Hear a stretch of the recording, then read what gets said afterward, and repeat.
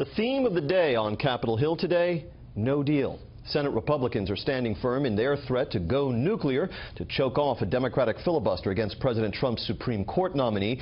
Over in the House, negotiations among the GOP majority failed again to produce a viable plan to repeal and replace Obamacare. Chief Congressional Correspondent Mike Emanuel is on Capitol Hill tonight.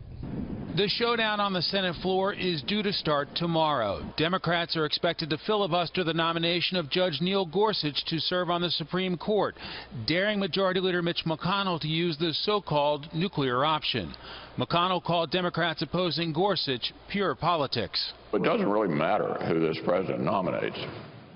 A Democratic minority is determined to successfully launch an unprecedented partisan filibuster regardless. Oregon Democrat Jeff Merkley pulled an all-nighter on the Senate floor, speaking against the Gorsuch nomination. Merkley spoke for 15 hours and 28 minutes before wrapping up this morning.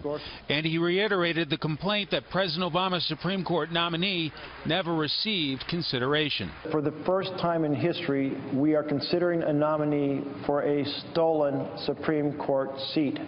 And that alone should be reason for everyone who cares about this institution to turn down this nominee and to convey to the President that the only legitimate nominee for this open seat is Merrick Garland. Vice President, would you close to a deal? On the House side, there's been a serious push by Vice President Mike Pence and top administration officials to revive the Republican health care package to see if it could be passed before Easter recess.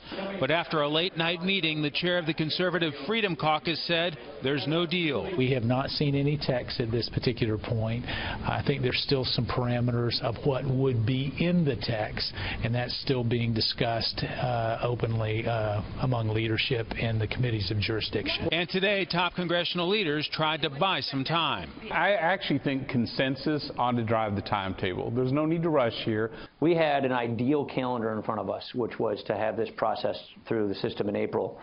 But it was a calendar that I laid out for 2017 that clearly has, room to breathe. And we're in the breathing room right now. But we've got time to figure this out. After a lot of pressure, perhaps time for a cooling off period. Some sources suggest allowing lawmakers to go home and hear from their constituents could help provide a sense of urgency, and then perhaps leaders will be able to round up the final votes they need. James? Mike Emanuel, thanks.